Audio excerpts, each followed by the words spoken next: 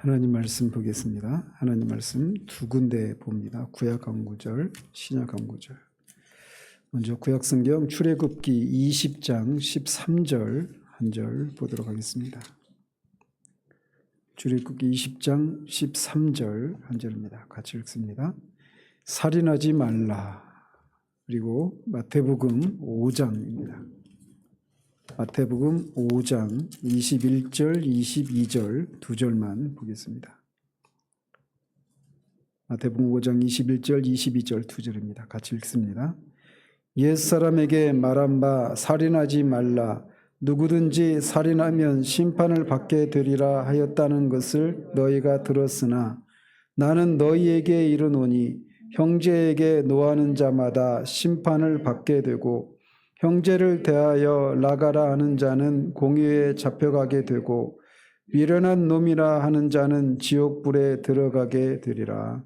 아멘. 지난 두 주에 걸쳐서 104문답을 통해서 부모로 상징되는 권위자들을 공경하는 문제, 그리고 그 권위자들은 자신의 권위 아래 있는 자들에게 요구되는 것이 무엇인가에 대해서 살펴보았습니다. 오늘은 105문답에서 7문답까지를 통해서 6계명에서 요구하는 것이 무엇인지에 대해서 살펴보도록 합니다. 그 나눠드린 거 같이 보시고 105문답 같이 읽겠습니다. 하나님께서 제6계명에서 요구하시는 것은 무엇입니까? 생각이나 말이나 몸짓으로 무엇보다도 행동으로 저 스스로든 다른 사람을 통해서든 제 이웃의 명예를 훼손하거나 그들을 미워하거나 그들을 해하거나 죽이지 말고 오히려 모든 복수심을 내려놓아야 합니다. 고의로 저 자신을 해쳐서도 고의로 위험에 빠뜨려서도 안 됩니다. 그러므로 살인을 막기 위해 국가는 칼도 가지고 있습니다. 6계명은 살인하지 말라라고 하는 매우 짧은 계명입니다. 그렇지만 여기에 실려있는 내용은 매우 포괄적인 그런 계명이라고 할 수가 있습니다. 그래서 10계명을 살펴보기 전에 서론적으로 이제 몇 가지 해석의 원리를 말씀드리는 중에 10계명이 무엇인가를 금지하고 있다라면 무엇을 하라고 하는 이런 긍정적인 내용도 포함되어 있다라고 말씀을 드렸는데 이 살인하지 말라라고 하는 계명 역시 마찬가지입니다. 특별히 살인하지 말라라고 하는 계명이 매우 중요한 두 가지 이유가 있는데 첫 번째는 하나님만이 인간에게 생명을 부여하시고 주장하시는 그런 권리를 가지신 주권자이심을 부정하는 것이기 때문에 이 계명은 매우 중요한 계명이다 이렇게 말씀드릴 수가 있습니다.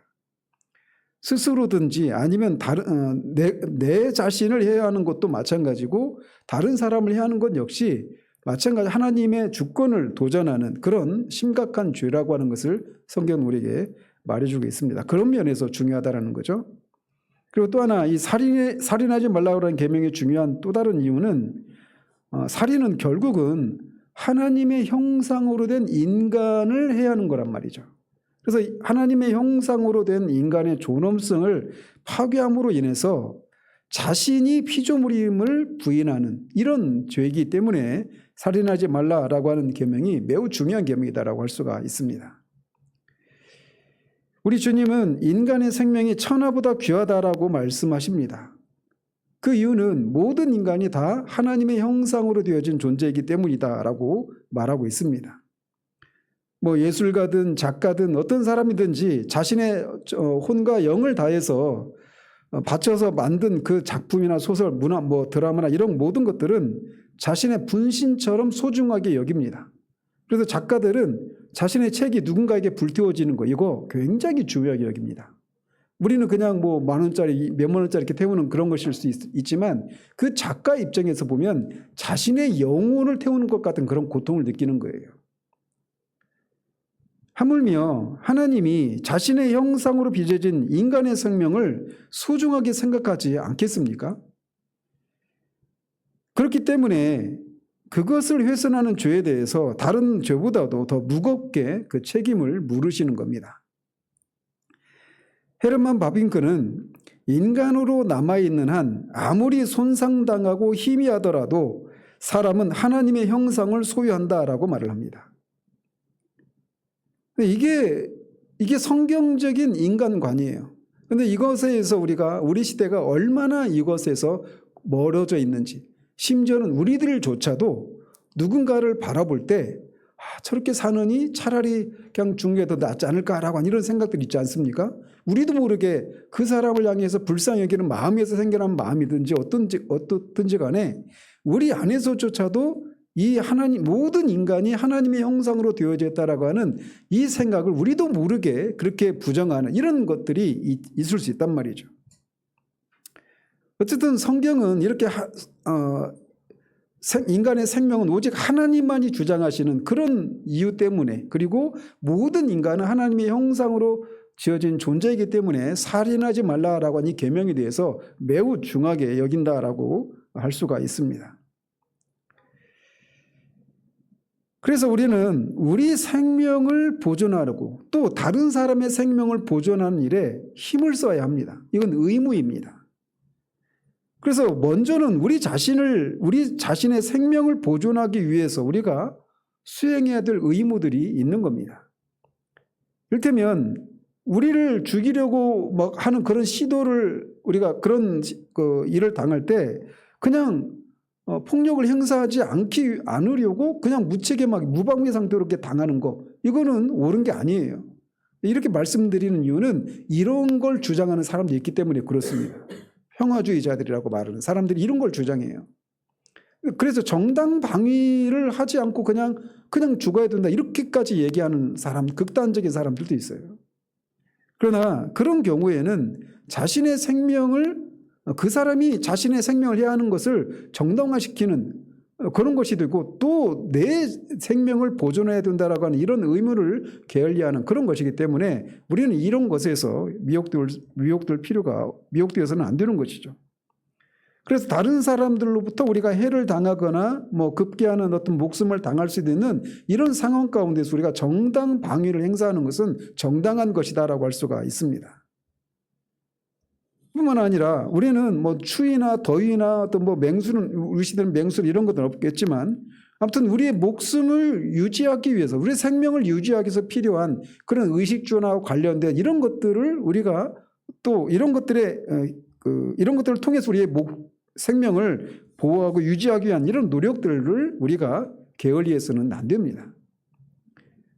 그러니까 은연중에 하나님의 주권이라고 우리의 생명이 다 하나님의 손에 달려있다라고 말하면서 우리 쪽에서 하나님이 우리에게 주신 그 생명을 보호하는 것을 게을리하는 것은 이 6계명을 어기는 것일 수 있다라고 하는 것을 기억할 필요가 있는 거예요.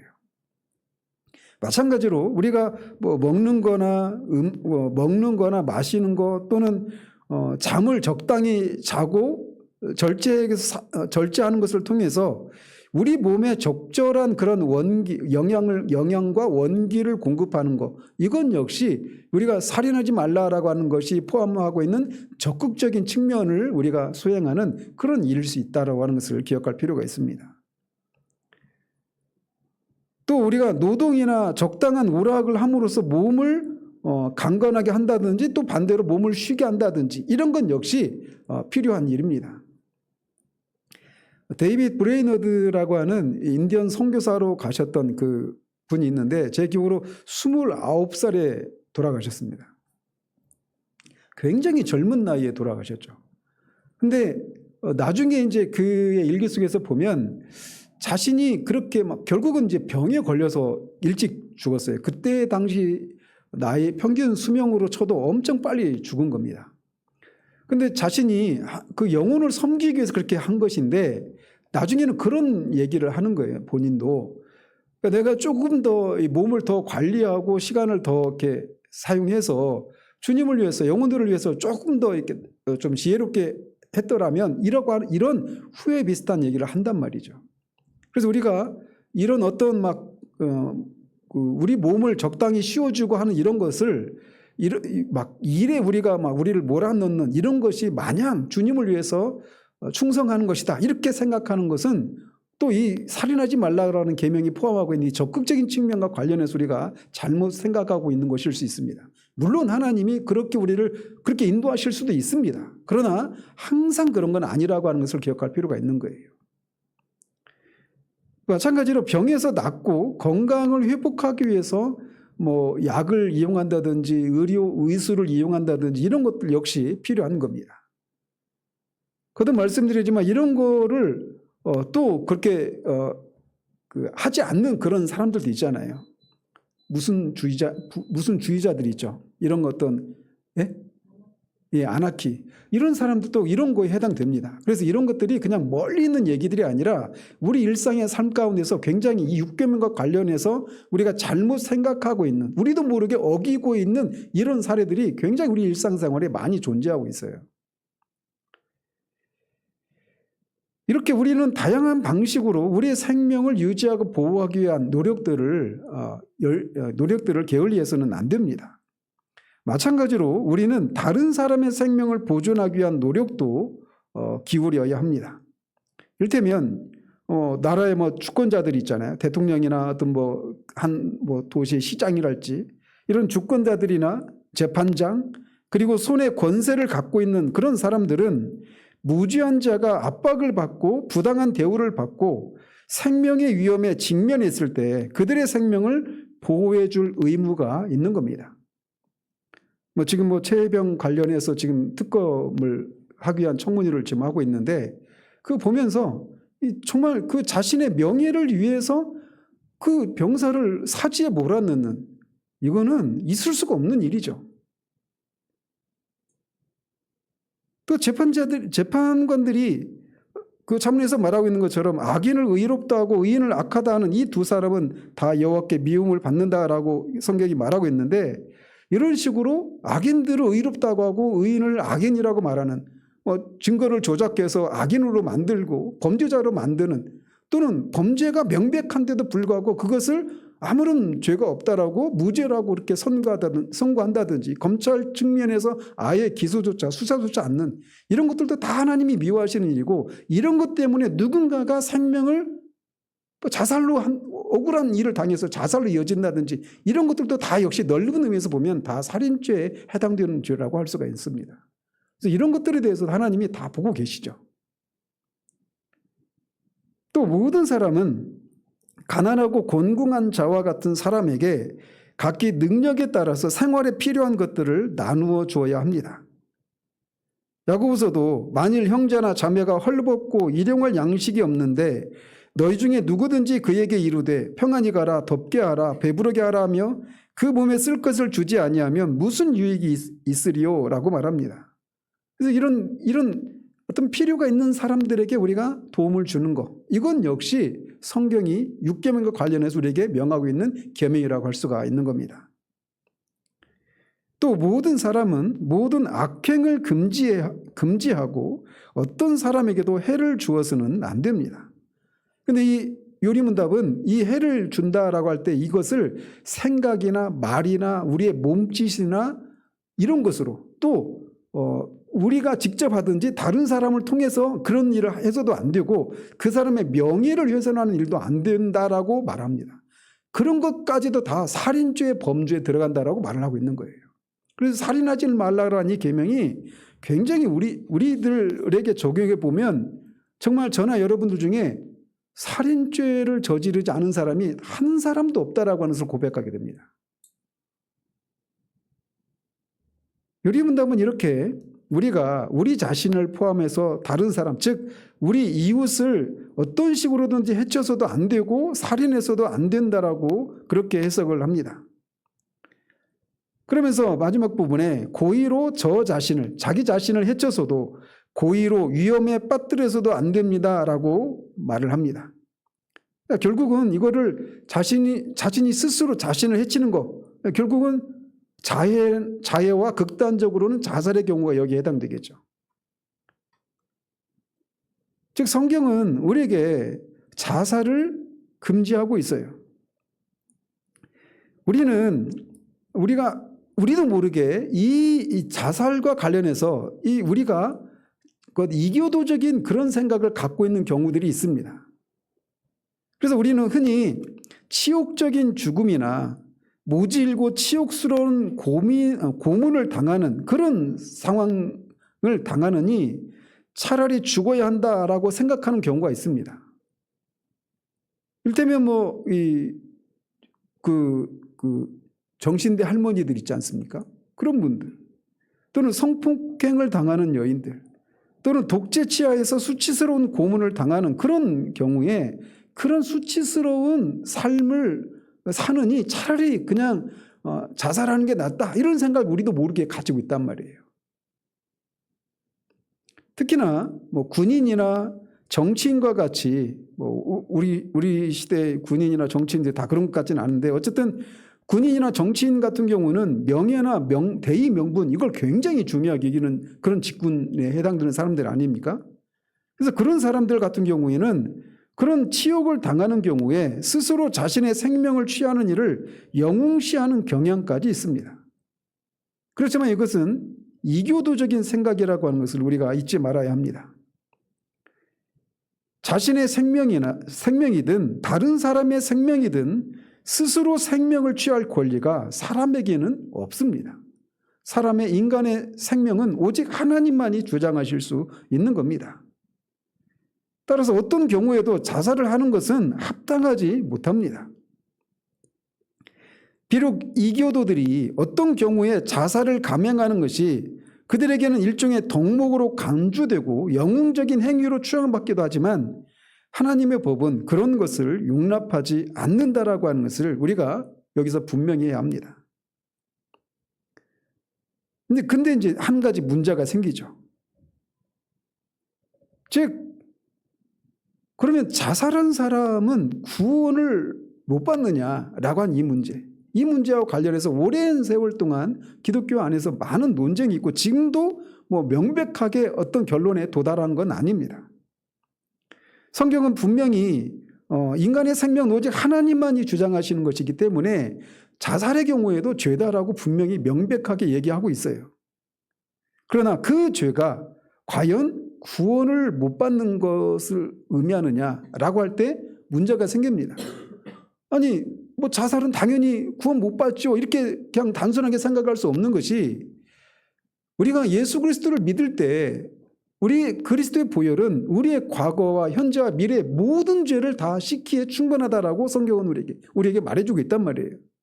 그래서 자살이라고 하는 것도 우리의 인생의 맨 마지막에 일어날 일이란 말이죠. 그래서 우리가 예수 그리스도를 믿을 때는 살아있을 때 믿는 거니까, 살아있을 때 믿을 때 미래에 해당되는 그 모든 죄들까지도 포함해서 다 죄를 씻기신다라고 성경이 우리에게 말해주기 때문에 자살의 경우에도 마찬가지로 그 죄 사함에 해당될 수 있단 말이에요.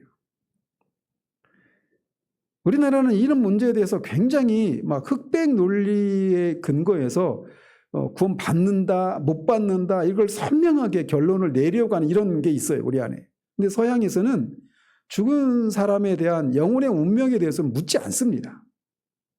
그냥 그거에 대해서 묻지 않아요. 물론 망자가 분명히 살아생전에 예수 그리스도를 믿지 않고 죽었다라면 그 운명에 대해서는 분명하겠죠. 우리가 이 부분에서는 타협의 여지가 없죠. 그러나 분명한 것은 그럼에도 불구하고 이것을 타협할 수가 없는 진리임에도 불구하고 서양의 경우에는 기독교 역사가 우리보다 1000년 이상이 길지 않습니까? 그런 속에서도 이 문제에 대해서는 그냥 묻지 않고 그냥 이렇게 남겨놓는단 말이에요. 그럼에도 불구하고 제 개인적인 입장에서는 아까 말씀드린 그런 이유로 정말 그분이 예수 그리스도를 믿은 분이라면 죽음의 형태가 그 사람의 영원한 운명을 좌우하지 않는다라고 하는 그런 교리적인 그런 결론을 도출해낼 수는 있다라는 것이죠. 그러나 분명한 것은 어쨌든 성경은 이 자살을 금지하고 있는 것이 분명합니다.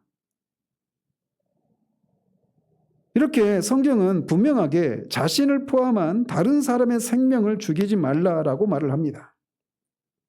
인간의 생명의 주인이 하나님이시기 때문이고, 아무리 그가 다른 사람에게 폐만 끼치는 처지에 있는 사람이라고 하더라도 그는 하나님의 형상을 소유한 사람이기에 그 사람의 생명을 자신도 그리고 다른 사람도 취할 권리가 없다라고 성경은 말을 하고 있습니다. 그런데 다른 사람을 죽이는 것이 허용되는 경우가 있습니다. 그 마지막 문장에 그러므로 살인을 막기 위해 국가는 칼도 가지고 있습니다라고 하는 문장 속에 그 내용이 함축되어 있어요. 그래서 어떤 경우에 다른 사람을 죽이는 것이 합당한 일이 될 수 있느냐? 첫 번째 경우는 살인자와 같은 경우에 공적으로 사형을 집행하는 것이 허용되고 있습니다. 우리나라는 지금 사형 제도가 있긴 하지만 실제적으로 집행이 되고 있지 않지 않아요? 근데 사형 제도는 분명히 억울한 사람이 한 사람의 억울한 생명도 억울하게 죽는 일이 있어서는 안 되겠지만 그럼에도 불구하고 사형은 성경적인 그런 입장입니다. 성경적인 근거를 가지고 있는 제도라고 할 수가 있어요. 어쨌든 국가 권력에게 이런 사형을 집행할 수 있는 그런 경우, 그런 사형에 해당되는 그런 경우에 인간의 생명을 빼앗아가는 그 생명을 거두는 것이 합당하다 이렇게 말할 수가 있고, 두 번째 경우에는 합당한 전쟁에서 상대방을 죽이는 것, 이런 경우도 살인이 용인되는 살해에 해당될 수 있겠고, 또 어쩔 도리가 없는 자기 방어를 목적으로 하다가 사람을 죽인 경우에도 이런 경우에 해당될 수 있다라고 말할 수가 있습니다. 자, 그렇다면 우리는 어떤 식으로 이 살인하지 말라라고 하는 계명을 현대인들이 범하고 있을까요? 여러분들이 흔히 생각하시는 것처럼 낙태의 경우가 그런 경우에 해당이 됩니다. 요즘은 낙태, 안락사 문제, 우리나라도 지금 안락사 문제가 조금씩 스물스물 들어오고 있죠. 스위스에서는 안락사를 용인을 합니다. 그래서 그 서구인들이 이제 스위스에 가가지고 거기서 안락사를 하는 경우도 있고, 또 서구 사회에서 그렇게 안락사 문제가 이렇게 용인되는 그런 나라들이 있어요. 제가 알기로 스위스도 그렇고 네덜란드도 그렇고 그런 것을 이렇게 용인하는 그런 건데, 어쨌든 이 낙태의 문제는 우리나라에서 굉장히 큰 문제입니다. 사회적인 문제입니다. 이 낙태 건수가 정확한 통계가 잡히지를 않아요. 대부분 불법으로 낙태하는 경우들이 많기 때문에. 그래서 그 관계자들에 의하면 낙태가 한 해에 30만에서 150만까지 그렇게 추정된다, 이렇게 얘기를 합니다. 그러니까 지금 우리나라 저출생 문제로 굉장히 지금 심각한 상황이지 않습니까? 근데 우리나라 한 해에 태어나는 인구보다 더 많은 인구가 낙태로 그렇게 햇빛을 보지 못한 채 죽고 있는 일이 지금 벌어지고 있어요. 낙태가 성경적이지 않은 것은 어쨌든 인간은 수태시부터 인간은 하나님의 형상을 소유하고 있다라고 하는 것에 근거합니다. 그래서 물론 산모가 이렇게 산모의 건강과 관련해서 이렇게 이슈가 되는 그런 상황에 대해서는 그렇게 물로 칼로 무자르듯이 이렇게 선명하게 그 결론을 낼 수 없는 그런 어려움이 분명히 있는 건 사실이지만, 지금 우리 사회에서 버젓이 자행되고 있는 그런 일반적인 낙태의 경우를 가지고 볼 때 이 낙태는 명백하게 살인하지 말라라고 하는 계명을 어기고 있는 것이다라고 할 수가 있습니다. 그리고 우리가 역사 속에서 많이 있었던 일들이죠. 인종차별에 의해서 인종학살을 하는 경우들. 많이 대표적으로 대두되는 사건이 유대인들의 이 600만 명이 되는 그 독일 나치에 의해서 600만 명의 유대인들이 죽은 홀로코스트를 대표적으로 얘기하는데, 그에 못지않게 일본도 일제시대 때 300만 명 정도 되는 그 사람을 죽였습니다. 학살을 했어요. 일본도 일제시대 때. 우리나라만 해도 한 100만 명 정도 되고, 중국도 난징 대학살 30만 명이 죽지 않았습니까? 독일의 그 만행에 대해서는 전 세계적으로 이렇게 이슈화되어서 많이 알려져 있는데, 일본이 그렇게 저지른 이런 것에 대해서 그렇게 많이 알려져 있지 않아요.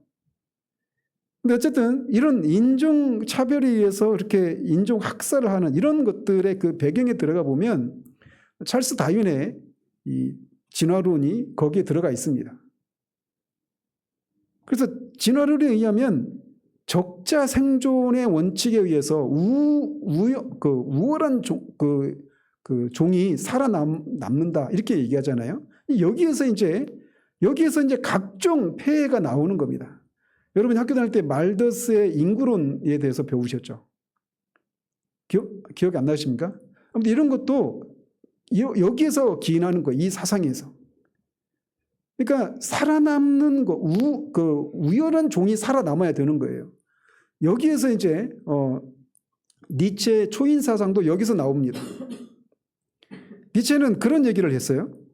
보다 행복하고 정의로운 사회를 만들기 위해선 극소수의 특별한 인간들, 즉 비범인들, 이 사람들을 초인이라고 얘기합니다. 이런 사람들이 다른 범인들, 다른 평범한 사람들을 해할 수 있다. 이것에 의해서 말더스의 인구론도 이런 거에 근거합니다. 그리고 오늘날 음모론을 이렇게 치부하고 있는데 그 백신과 관련해 가지고 그런 그 여론 주도층들 이런 사람들이 사람들이 너무 인구가 많으니까 이거를 죽이려고 이렇게 시도했다 이런 얘기가 있죠. 근데 이게 실제인지 아닌지는 정확히 모르겠어요. 근데 말더스 인구론이 바로 거기에서 나오는 겁니다. 똑같은 얘기예요. 그리고 히틀러가 나중에 이 사상을 받아서 유대인들을 학살하는 겁니다. 이 사상의 근거에서. 아리안족이 우세한 인종이고 유대인들은 아주 열등한 그런 민족이기 때문에 인구를 위해서는 이 유대인들이 사라져야 된다 하면서 인종학살을 한 거예요. 이 니체 진화론에서 근거해서 여기까지 이어지는 겁니다. 여러분이 나중에 이 도스토옙스키의 그 죄와 벌이라고 하는 책 혹시 읽어보셨습니까? 거기에 보면 거기에서 바로 이 초인 사상을 거부합니다. 이 도스토옙스키가. 그 주인공이 그 노인 그 여자 전당포업을 하는 고리대금을 하는 그 여자를 죽이지 않습니까? 그 노인네를. 그리고 그 노인네가 돈을 아끼기 위해서 하녀를 고용하지 않고 이 백지인 자기 여동생을 종처럼 부려요.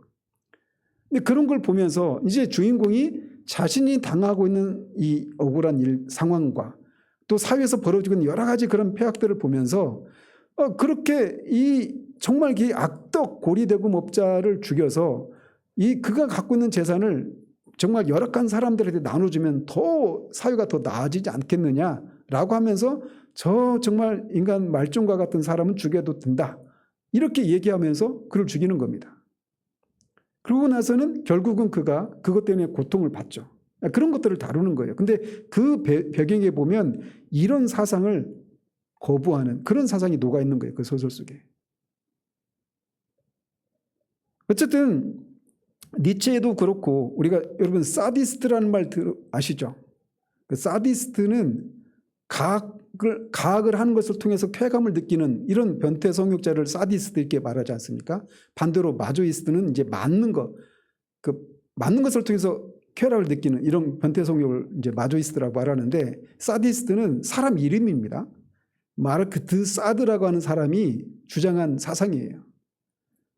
근데 이것도 다 그 찰스 다윈의 그 진화론에서 근거한 겁니다. 그리고 나중에 공리주의 들어보셨죠? 벤덤의 공리주의, 그죠? 벤덤의 이런 공리주의도 다수의 행복을 위해서 소수가 희생되는 것은 어쩔 수 없는 것이다. 이런 사상이죠. 그러니까 이런 사상에 들어가 보면 인간이 어떤 형태의 인간이든 다 하나님의 형상으로 지음받았다라고 하는 것을 부정하는, 그래서 그렇기 때문에 살인하지 말라라고 말하는 그 계명을 정면으로 거부하고 있는 그런 모습이라고 할 수가 있습니다. 성경은 신명기도 보면은 집을 지을 때 난간을 만들라고 하는 그런 규정도 있습니다. 그 성경 속에 무슨 집을 짓는데 난간을 짓느니 맞는 이런 걸 하느냐 이렇게 할 수 있는데, 그 난간을 짓지 않아서 사람이 잘못해서 떨어져서 죽을 수도 있기 때문에 그거를 미연에 방지하기 위해서 집을 지을 때는 난간을 지어라 이렇게까지 얘기하는 겁니다. 또 소가 사람을 들이받는 그런 버릇이 있는 소의 경우에는 그 소가 사람을 쳐서 죽였을 경우에 그 핏값을 그 주인에게 물어야 된다 이렇게 얘기한단 말이에요. 그러니까 그런 것들을 통해서 뭘 말해주고 있느냐면 하나님이 형상으로 지음받은 인간의 생명을 얼마나 존중하고 보호하시기에 열심을 내시는가라고 하는 것을 그런 것을 통해서 우리에게 보여주고 있단 말이에요. 그래서 그런데 우리는 이런 뭐 낙태랄지 인종학살이랄지 이런 거대한 이런 문제뿐만 아니라 거듭 말씀드리지만 인간의 생명을 우리가 경시하는 이런 일들이 우리 사회 속에 너무나 많이 만연되게 나타나고 있다는 겁니다. 그래서 낙태의 문제는 근본적으로 어떤 문제가 연결되어 있느냐면 약자를 보호하는 문제와 연결되어 있습니다. 그래서 노숙자 문제랄지 또는 사회의 그런 약자들을 복지로 그들을 지원하는 이런 문제랄지 뭐 몇 년 지난 얘기지만 뭐 송파 새 모녀가 스스로 목숨을 끊은 그런 사건이 있지 않았습니까? 그런 사례들이랄지 또는 여러분이 잊으실지 모르겠지만 김용균 씨라고 기억나십니까? 그 지하철에서 그 라면 그러니까 그 위험의 외주화라고 하는 그런 표현이 그때 나오지 않았어요? 그러니까 단가를 업체들이 그 수익을 위해서 그렇게 위험을 외주를 하는 것을 통해서 맨 말단 있는 사람들을 생명을 보호하는 일을 등한시하는 이런 일들이 육계명과 관련된 우리 사회에서 벌어지고 있는 그런 병폐들이란 말이에요. 그런 시각으로 우리가 볼 수 있어야 되는 거예요. 이 사회 속에 일어나는 일들을. 또 그런 것 때문에 중대재해처벌법 이런 것이 생겨났죠. 근데 이거를 막 반대하잖아요. 왜요? 이 기업 활동에 지장이 되니까. 출발이 어디 있어요? 그 반대하는 사람의 관점이. 인간의 생명을 존중한다라고 하는 이 생각이 빠져 있는 겁니다. 돈이 지금 물질 만능주의에서 인간의 생명이 등한시되고 있는 현실이 지금 그런 것들을 통해서 드러나고 있는 거예요. 그런 시각으로 볼 수 있어야 되는 거예요. 사회 속에서 일어나는 일들을. 또 순살 아파트. 아시죠? 이것도 결국은 사람의 생명과 관련된 일이잖아요. 불량식품 문제랄지 또는 이런 다양한 형태로 우리가 인간의 생명이 스스로 자신의 생명을 각자 도생하게 만든 그런 사회는 건강한 사회라고 할 수가 없어요. 환경 파괴하는 문제도 결국은 인간의 생명과 직결되는 문제입니다. 그런 시각으로 볼 수 있어야 되는 거예요. 이걸 통해서 환경을 파괴하고 개발하는 것을 통해서 우리가 얼마나 윤택해지고 얼마나 경제가 발전하는가 이런 경제의 관점에서 볼 것이 아니라 인간의 생명이라고 하는 것과 관련해서 그런 문제를 볼 수 있는 성숙한 사회가 되어야 하는 것이죠.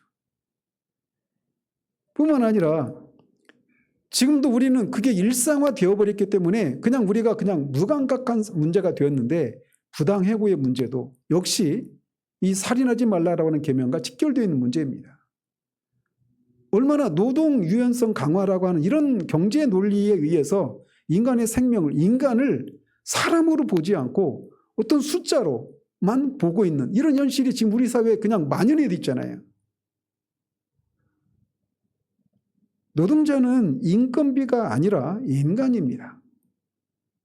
이런 문제로 우리가 교회가 그런 시각을 볼 수 있어야 되는 거예요. 생명의 존중을 받아야 할 인간의 문제로 접근하지 않고 모든 문제를 경제의 논리로 접근하고 해결하려고 합니다. 그래서 몇 년 전에 그 카트라고 하는 영화의 주제가 되었던 그 기업 있지 않습니까? 기독교 기업이잖아요. 대표적인 기독교 계열의 대기업인데 다른 기업도 하지 않는데 그 법을 최초로 시행한 기업이 되고 맙니다.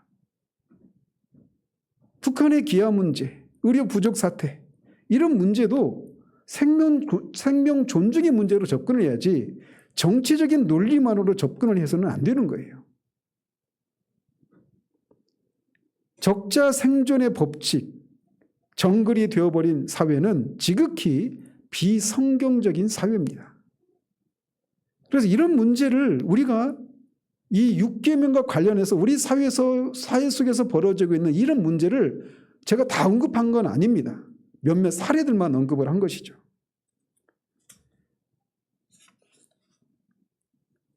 자, 이렇게 먼저 105문답에서는 우리가 어떤 형태로든지 말이나 생각이나 뭐 직접적인 방식이든 간접적 타인을 통해서든 그 내 자신을 그리고 다른 사람을 해하거나 명예훼손하거나 살인하는 일을 해서는 안 된다라고 말하고 있어요. 그래서 이것은 또 적극적으로 그들의 생명을 존중하고 보호하는 이런 것을 해야 된다라고 말을 하고 있단 말이죠. 그런데 성경은 이 살인하지 말라라고 하는 이 계명은 살인의 근본적인 뿌리 문제 역시 살인이라고 규정하고 있다는 겁니다. 이 문제를 106문답에서 다루고 있습니다. 106문답 같이 한번 읽겠습니다. 그런데 6계명은 살인에 대해서만 말하는 것 같은데 정말 그러합니까? 이 계명은 살인하지 말라고 명령하시는 하나님께서 살인의 뿌리가 되는 시기, 증오, 분노, 복수심을 혐오하시며 이 모든 것을 살인으로 여기신다고 가르칩니다. 그래서 이 6계명을 오늘 읽었던 이 마태복음 본문에서 이거를 설명하고 계신 거예요. 미워하고 분노하는 것도 살인이다라고 주님은 말씀하십니다. 여기서 형제에게 나가라 하는 자, 이게 밖으로 나가라 이런 말이 아니죠. 나가라고 하는 이게 그 헬라어로는 라카라고 하는 단어입니다. 이 라카라고 하는 말은 바보, 천치, 돌대가리 이런 정도의 뜻이에요. 그래서 다른 사람을 무시하고 멸시하는 태도를 가리키는 겁니다. 여기 시온이도 있지만 친구들끼리 놀면서 친구들을 막 멸시하고 이런 멸칭들 있잖아요. 비하하고 이런 말들. 이런 것도 주님은 살인이다라고 말을 합니다. 이런 면에서 시온이도 자유롭지가 못해요. 어느 누구도 이 살인하지 말라라는 계명에서 자유로운 사람이 아무도 없습니다. 멸시한 상대방을 고의로 깎아내리는 모든 형태의 욕설을 낙하 이렇게 이해하시면 돼요. 멸시는 인간을 인간으로서 대접하지 않는 겁니다. 분노하는 것은 그래도 상대방을 인간으로 대접하기는 하는 거예요. 근데 멸시는 인간 취급을 안 하는 겁니다. 그래서 멸시가 더 큰 죄악이라고 할 수가 있는 거예요. 따라서 멸시는 다른 사람에 대한 인격적인 살인이 됩니다. 멸시는 다른 사람을 생각으로 죽이는 살인이라고 할 수가 있는 겁니다. 이 멸시는 말로만 나타나는 것이 아닙니다. 표정으로도 나타납니다. 멸시의 가장 두드러진 형태는 욕설이라고 할 수가 있어요. 그래서 예수님은 미련한 놈이라고 하는 자는 지옥불에 들어가게 된다라고 말씀하고 계신 겁니다. 왜? 살인죄이니까. 따라서 살인하지 말라라고 한 이 계명은 살인이 일어날 그런 폭력과 욕설과 멸시와 분노라고 하는 이 씨앗에 해당되는 것, 뿌리에 해당되는 것까지도 금지하고 있는 명령이다라고 할 수가 있는 겁니다. 즉 이 계명은 외적인 살인과 함께 화나 투기나 미움, 복수심 등 이웃을 해하고자 하는 동기에서 나오는 모든 원인들과 표현들까지도 금지하고 있는 계명이다. 이렇게 이해를 해야 되는 거예요.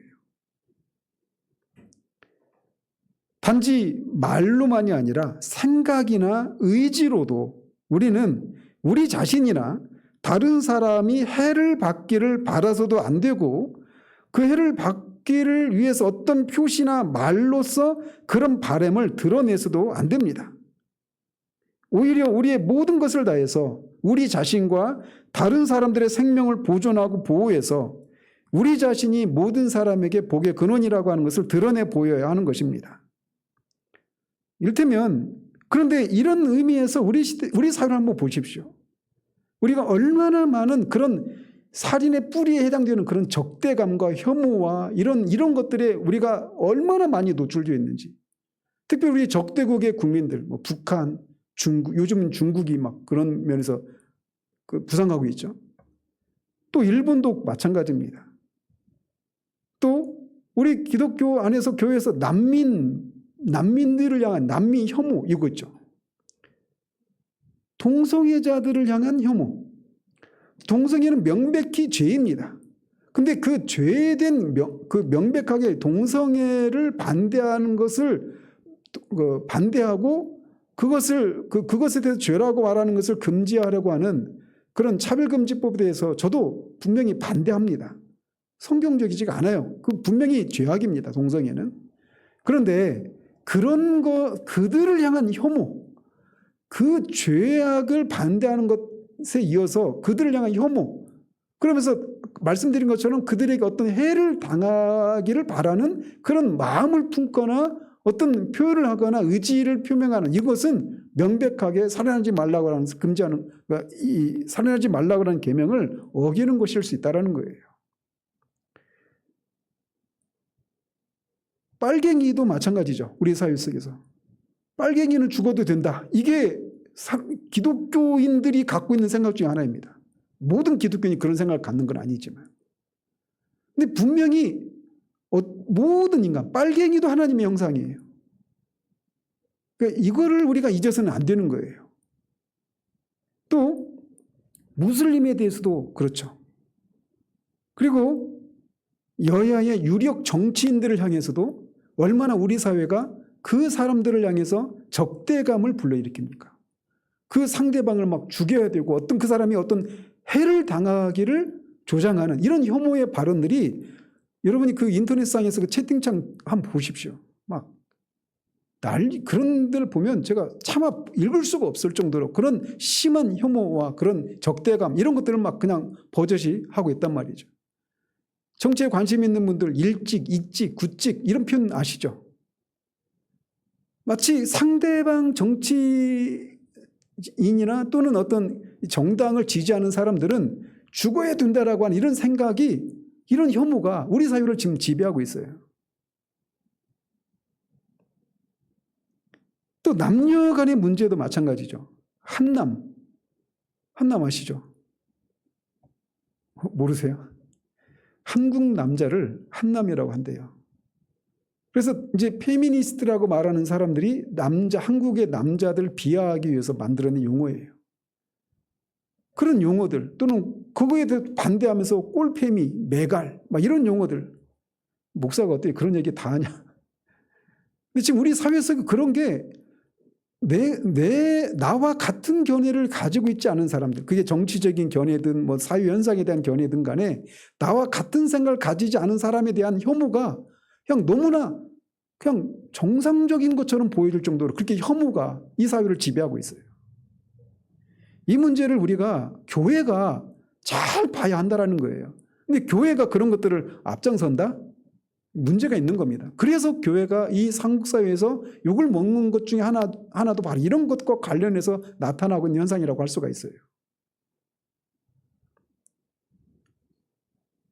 나와 다른 사람들을 향한 그런 분노나 그들을 향한 적개심, 그리고 그들이 잘못되기를 바라는 것 역시 이 살인하지 말라라고 하는 계명이 금지하고 있는 것이다라고 할 수가 있습니다. 이런 혐오와 분열의 용어 사용조차도 성경은 금하고 있다라고 하는 것을 교회가 기억을 해야 됩니다. 교회는, 기독교인들은 이런 것을 조장해서는 안 돼요. 절대적으로.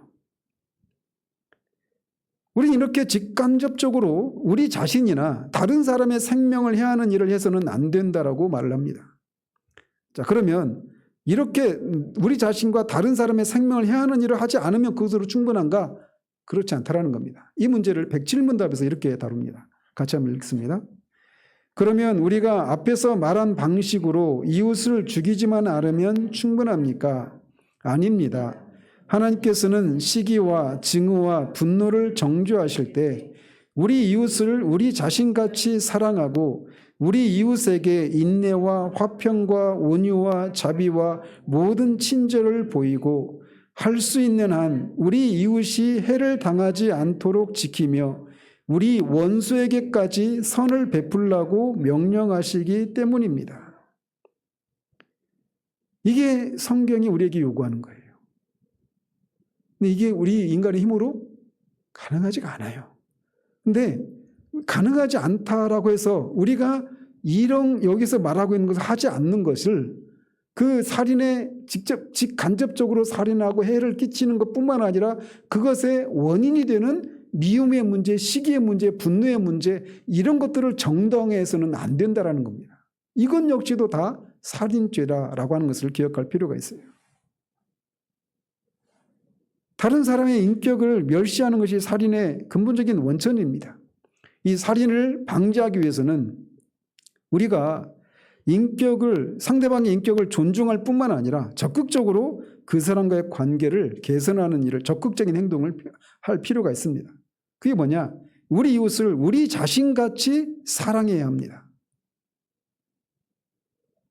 우리 이웃에게 인내와 화평과 온유와 자비와 모든 친절을 보이는 것까지도 우리에게 요구하고 있다라고 말하고 있어요. 할 수 있는 한 우리 이웃이 해를 당하지 않도록 그들을 지키고 보호하는 일을 해야 됩니다. 그 이웃 안에는 우리들의 원수들까지도 포함되어 있다라고 말하고 있어요. 그러니까 우리 이웃이 누구냐라고 말할 때는 가장 가까이는 우리 가족이겠지만, 그리고 교회, 우리 가까운 그런 사람들이겠지만, 그들 안에는 아까 말씀드린 것처럼 적대국의 그런 국민들도 포함되고, 우리가 혐오하는, 그리고 우리가 성경이 명백하게 죄라고 말하는 동성애자들, 무슬림들, 빨갱이들, 이런 사람들 다 우리 이웃이에요. 그리고 그 원수들까지도 그들이 생명에 그런 위협을 받는 일이 있으면 그런 일이 일어나지 않도록 소극적으로 조치를 취할 뿐만 아니라 적극적으로 그들의 생명을 보존하고 유지하는 이런 일을 해야 된다라고 우리에게 말해주겠단 말이에요. 이게 그리스도인들에게 하나님이 우리에게 요구하시고 있는 삶의 모습입니다. 성경에서 말하는 살인이라고 하는 범죄는 우리가 생각하는 것보다 훨씬 넓고 이렇게 포괄적입니다. 생각이나 말, 몸짓, 행동으로 살인한 것뿐만 아니라 그들을 해하고 미워하고 명예를 훼손하는 것까지 다 포함됩니다. 이런 측면에서 우리 사회를 한번 보십시오. 얼마나 혐오가 넘쳐나고 있는지. 그야말로 살인자들로 넘쳐나는 사회가 우리 사회가 아닌가. 저는 그렇게 생각을 해요. 교회는 또 어떻습니까? 한 사람이 얼마나 성숙하고 거룩한 사람인가, 또 한 사회가 얼마나 성숙했느냐라고 하는 것은 많은 부분 이 6계명과 관련되어서 생각할 수 있다고 할 수 있습니다. 교회에서 이 교리가 살인하지 말라라고 하는 이 계명이 존중되지 못한다라면 사회 속에서 인간의 생명이 존중되기를 바라는 것은 난망한 일이라고 할 수가 있는 거예요. 그런 측면에서 한번 보십시오. 저는 우리 한국교회가 얼마나 이 사회에 끔찍한 살인이라고 하는 죄를 저질렀는지. 2014년도에 세월호 사건 때도 수학여행 가다가 그렇게 죽었는데 왜 국가가 그에 대해서 책임을 져야 되느냐. 이 말도 안 되는 얘기. 사고 날 수 있죠. 어떤 이유로든지. 그것도 선명하게 밝혀지지도 않았지만 얼마든지 구조할 수 있는 시간이 있었는데 구조하지 못했잖아요. 그 부분에 대해서 책임을 물어야죠. 당연히. 교통사고라는 거예요. 그게. 교회 유명한 목사님들이. 그게 살인행위인 거예요. 생태 같은 자식들이 죽었는데 보상금 받고 아파트값 올라가고 대학 그 혜택 받고 들어갔으면 됐지. 뭘 그 시체팔이 하느냐고. 이게 기독교는 입에서 나올 수 있는 말입니까? 이게 살인하지 말라고 하는 계명을 어기고 있는 거란 말입니다. 근데 이거를 교회가 하고 있는 겁니다. 코로나 시국 때 예배를 드리고 순교를 각오하고 예배를 드려야 된다. 내가 코로나 걸려서 나 하나 죽는 거 좋아요. 나 때문에 다른 사람이 죽으면 그건 역시 살인하지 말라고 하는 계명과 연결되어 있는 것 아니겠어요? 오히려 교회가 그런 시국 속에서 더 하나님 앞에서 정말 우리가 이 어쩔 수 없이 모일 수 없는 상황이 도래하지 않겠어요? 전염병이랄지 아니면 나중에 우리가 대대적인 핍박이 있을 때는 모여서 예배 못 드립니다. 그때는 어떻게 할 거예요? 연약한 신자들 무조건 나와서 이렇게 목숨을 걸고 다 나와서 예배 드리라고 해야 될까요? 그리고 안 나온 사람들은 배교자다 이렇게 낙인 찍어야 될까요? 우리가 정말 혼자서 신앙생활을 해야 되는 때가 분명히 옵니다. 북한이 지금 그걸 보여주고 있잖아요. 북한에 있는 그 제약에 있는 성도들이. 그런 때가 우리나라에도 올 수 있단 말이에요. 그럴 때 우리가 정말 혼자서 우리 안에 계신 성령의 그 인도하심을 따라서 그렇게 하나님을 예배하고 이런 것을 그런 사람이 되도록 교회가 가르치고 훈련시켜야 되지 않겠어요? 마치 저는 그때 어떤 생각을 했냐면 6.25 때 막 공중 폭격이 있고 막 그러는데 금요 철야기도 한다고 불을 환하게 켜놓고 그 피난민 한복판에서 예배를 드리고 있는 그런 것과 뭐가 다른가 이런 생각까지 저는 되더라고요. 나는 예배를 드려야 되니까 순교를 각오하고 예배 드리는 거 그걸 위해서 하는데 그 행위가 다른 사람을 해치는 일이 된단 말이죠. 그걸 금지하고 있단 말이에요. 이게. 이런 식으로 이 살인하지 말라라고 하는 계명을 우리 사회 속에서 일어나고 있는 제가 몇 가지 사례만 대표적인 사례만 언급했을 뿐이지 이 계명을 확대 적용해 보십시오. 정말 교회가 그리스도인이 얼마나 끔찍한 이런 잘못을 하고 있는가 이 시각을 우리가 가질 수 있어야 돼요. 제가 이렇게 말하면 분명히 저를 공격하는 사람이 있습니다. 기독교 진영 안에 있는 사람들이. 제가 말씀드리면 저는 문재인 가장 싫어합니다. 목사가 이런 얘기 해서는 안 되는데 이런 반대 얘기를 하면 너 문재인 지지자, 민주당 지지자 이런 식으로만 생각하니까 이런 말씀을 제가 굳이 말씀을 드리는 거예요. 우리 사회가 얼마나 많은 부분에서 인명을 경시하는 풍조가 만연해 있는가를 누구보다도 교회가 돌아봐야 돼요. 정치적인 이유나 개인적인 이해관계 때문에 성경이 말하고 있는 것을 명백하게 위반하고 있는데도 말도 안 되는 그런 억지 논리로 방어하고 실드를 치는 이런 것들은 역시 그 살인을 방조하고 또 동조하는 그런 죄를 범하고 있는 것이다라고 할 수가 있는 겁니다. 그런 면에서 우리가 정말 우리 정치, 경제, 사회 이 모든 영역에서 이 살인하지 말라라고 하는 이것이 얼마나 많은 부분 이게 지금 자행되고 있는지 우리가 돌아볼 수 있어야 돼요. 루터는 이렇게 얘기를 합니다. 어떤 사람이 실제로 악한 일을 한 경우뿐 아니라 이웃에게 선행을 베풀지 못하거나 기회가 있음에도 불구하고 육체적 피해나 상해를 입지 않도록 지키고 보호하고 예방하지 못할 경우 그는 이 계명을 어긴 것입니다. 입힐 옷이 있는데도 어떤 사람을 벌거벗겨 내쫓는다면 당신은 그가 얼어 죽도록 방치한 것입니다. 사람이 굶주리고 고통받는 것을 보고도 먹이지 않는다면 당신은 그가 굶어 죽도록 방치한 것입니다. 마찬가지로 죽음이나 그와 유사한 위험에 처한 사람을 발견하고 어떤 조치를 취해야 할지 알면서도 그를 구하지 않는다면 당신은 그를 죽인 것입니다. 말이나 행동으로 그를 죽게 하지 않았다고 변명해도 아무 소용이 없습니다. 왜냐하면 당신은 그에게 사랑을 베풀지 않았고 그의 생명을 구할 수 있도록 도와주지 않았기 때문입니다. 그러므로 하나님이 육체의 궁핍과 생명의 위기에 처한 사람에게 조언하고 도와주지 않은 모든 사람을 살인자로 일컫는 것은 정당합니다.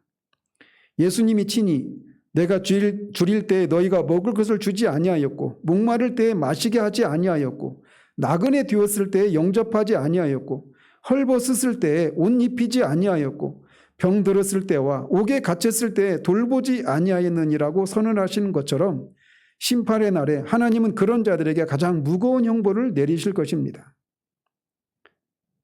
살인하지 말라라는 계명이 얼마나 확대 적용해서 할 수 있는 그런 계명인지 아시겠죠?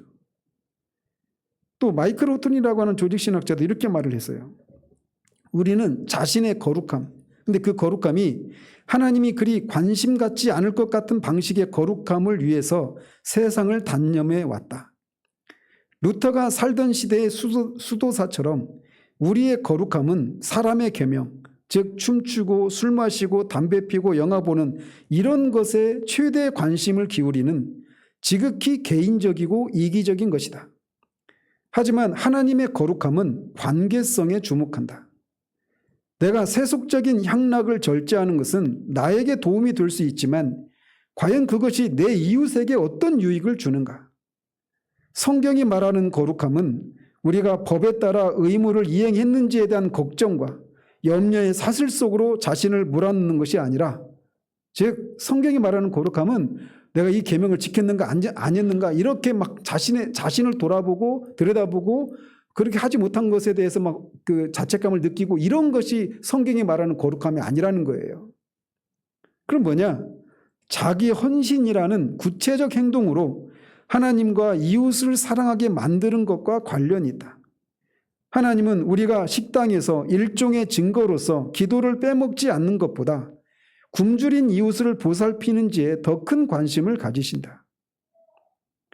이런 면에서 우리는 성경적인 거룩함이라는 개념을 이웃과의 관계 속에서 우리가 이 거룩함의 문제를 살펴볼 필요가 있어요. 물론 개인적으로 우리가 개인적으로 하나님과 관계 속에서 하나님이 금하시는 죄를 안 짓고 하나님이 요구하시는 것에 순종해 나가는 이런 것도 분명히 있어야 되겠지만 하나님 우리에게 요구하시는 이웃과의 관계 속에서 하나님과의 관계를 드러내는 이걸 우리에게 요구하신다라는 거예요.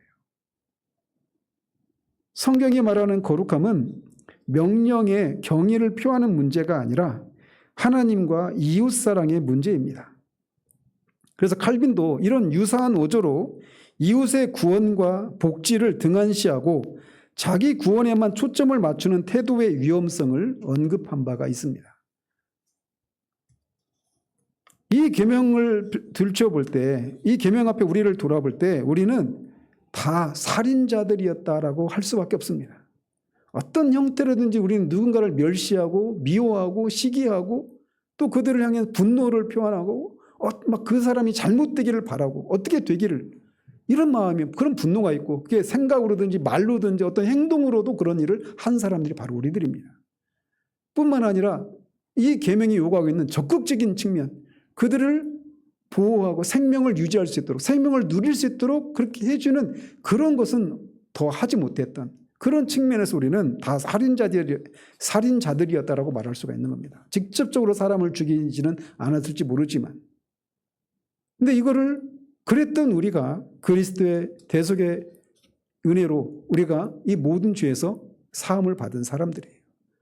그리고 그래서 과거의 우리들은 그리스도의 십자가에서 그와 함께 죽고 그와 함께 살아서 새로운 사람이 된 사람들입니다. 그래서 그런 우리에게 이 율법의 요구를 우리에게 요구하실까 요구하지 않을까요? 여전히 요구하고 있습니다. 율법이 죽은 것이 아니라 우리가 죽은 거예요. 우리가 죽고 산 겁니다. 율법의 요구는 여전합니다. 살인하지 말라라고 했던 이 옛 계명은 표면적으로 사람의 목숨을 뺏지 않는 것만 그렇게 우리에게 요구하는 것처럼 말하고 있어요. 그런데 그것을 우리가 결혼한 새 남편인 그리스도는 그 사람을 멸시하고 조롱하고 미워하는 것까지도 살인죄다고 그 죄를 더 확대해 적용하고 있습니다. 그런 삶을 사셨던 주님과 우리가 함께 살아서 함께 새 생명을 누리는 그런 사람이 된 겁니다. 그래서 뭘 어떻게 하라고요? 이 말씀을 우리가 살라고 살인하지 말라라고 말씀하신 이 계명을 우리가 살아내도록 하기 위해서 우리를 그리스도와 함께 십자가에 죽게 하시고 그와 함께 살리신 것입니다. 우리가 어떻게 이것을 할 수 있을까요? 우리의 본성으로는 할 수가 없습니다. 누가 나와 가장 가까운 가족이 아니라 원수까지도 어떻게 사랑할 수 있습니까? 예수님이 십자가에 죽으시면서 저들을 용서해 주시기를 기도하셨잖아요. 원수들을. 그런 사랑을 우리가 어떻게 할 수 있습니까? 원수된 우리들을 위해서 자신의 생명을 내어주기까지 한 사랑을 하신 분이 예수님이신데 그 예수님이 사셨던 삶을 살도록 하기 위해서 우리를 구원하신 거란 말이에요. 그게 우리의 힘으로 되냐고요? 절대로 안 됩니다. 평생을 같이 사는 남편, 아내, 자녀들조차 우리가 그렇게 사랑하지 못하는 것이 우리예요. 우리 힘으로는 말이죠. 한 가지 방법밖에 없습니다. 우리가 그렇게 그와 함께 십자가에 죽고 다시 살아남으로 말미암아 새 생명 가운데 즉 부활의 생명으로 주님이 우리 안에 성령을 통해 우리 안에 거주하시는 것입니다. 그분과 우리가 연합을 이루고 성령의 능력으로 우리가 그렇게 성령 우리 안에 거하셔서 우리 가운데 그렇게 살 수 있는 힘과 은혜를 주신 것을 통해 우리가 이 삶을 살 수 있게 되는 겁니다. 이게 우리가 살아야 될 삶이에요. 이게 그리스도인인 겁니다. 그리스도인은 내 힘으로 그리스도가 사셨던 삶을 살아가는 사람들이 아니라 내가 할 수 없는 삶을 그리스도가 우리 안에 살게 하셔서 그리스도를 통해서 그 삶을 살아내는 사람. 이게 그리스도인이에요. 그래서 우리가 모든 계명을 우리 육신으로는 할 수 없는 것을 하나님이 이렇게 그 아들의 죄를 정하시고 생명의 성령의 법으로 우리가 그런 것을 살 수 있도록 그렇게 하신 것입니다. 이게 막 성 누구누구라고 불리는 사람에게만 가능한 삶이 아니라 모든 그리스도인에게 가능한 삶이라는 거예요. 이게 우리들에게 가능한 삶입니다. 이것을 살도록 우리를 그렇게 부르신 거예요. 그래서 이 구원받는다라고 하는 것을 제가 얘기가 계속 길어지는데 로마서에서 말하고 있는 이 그리스도와 연합을 통해서 우리에게 이루어진 이 일들을, 이 비밀을 아는 거, 이게 얼마나 놀라운 삶을 살아가게 만드는 것인가라고 하는 것을 우리가 눈뜰 수 있기를 바라요. 저도 마찬가지고 여러분도 마찬가지고. 상상해 보십시오. 우리 한 사람이 그런 사람이 되어서 가정에서 그런 이 주님이 사셨던 이 삶을 이 계명과 관련해서 살인하지 말라 그런 이 계명과 관련해서 이 삶을 우리가 살아낸다면, 그리고 우리 교회가 그런 교회가 된다면, 그리고 그런 교회가 우리 장현동이 이 세상 가운데 존재해서 주변에 그렇게 만물을 이렇게 충만하게 하는 그런 일을 하는 교회로 존재한다면 하나님이 그것을 위해서 우리를 존재하게 하신 것입니다. 그걸 우리가 기억하고 그냥 이 흉내내고 하는 것처럼 하는 것으로 만족하지 않기를 바라요. 진짜 그리스도가 사셨던 삶을 정말 우리를 통해 살기를, 이게 무엇인지를 알 수 있도록 그걸 우리가 구하고 실제로 살아내는 저와 여러분들 되시길 바랍니다. 기도하겠습니다. 하나님 아버지, 살인하지 말라라고 하는 이 짧은 계명이 짧지만 결코 가볍지 않은 참으로 무겁고 또 심오하고 포괄적인 계명인 것을 봅니다. 말이나 생각으로, 몸짓으로, 행동으로 우리 자신과 다른 사람을 해하거나 명예훼손하거나 죽이는 것뿐만 아니라 그것의 원인인 미워하는 문제까지도 다 살인의 문제라고, 살인죄라고 금하십니다. 그런 것을 하지 말라고만 요구하시는 것이 아니라 그 사람들을, 그 이웃을, 심지어 원수까지도 그들이 어떤 위험에 처할 때 그들의 필요를 채우고 공급해주고, 그래서 그들을 위험에서 건지고 그들이 잘 되기를, 그들이 생명을 누리기를 위해서 살아야 된다고 이 계명이 우리에게 요구하고 계십니다. 인간의 능력으로는 이 삶이 가능하지 않은 것을 봅니다. 그렇기에 살인자였던 우리를 그리스도의 피로 씻기시고 그리스도와 함께 죽고 그리스도와 함께 살게 하셔서 그리스도가 성령을 통해 우리 안에 거하시고 그 생명 되신 그리스도에 우리가 뿌리를 내리고 우리 안에 내주하시는 성령의 능력을 힘입어서 이 삶을 살 때 이것이 가능한 것임을 이 저녁에 우리가 살폈습니다. 아버지 하나님, 우리가 흉내만 내는 것이 아니라 실제로 이 삶을 진짜 살아내는 우리들, 또 우리 가정, 우리 교회 될 수 있도록, 그래서 정말 주님이 너희가 세상의 소금이다 빛이다라고 말씀하셨을 때 그 진정한 의미를 우리가 드러내므로 이 세상 가운데서 정말 우리도 모르는 사이에 살인죄를 저지르고 있는 이 교회 현실을 역전시키는 그런 일들이 일어날 수 있도록 우리를 그런 도구들로 사용해 주시기를 원합니다. 예수 그리스도 이름으로 기도합니다. 아멘.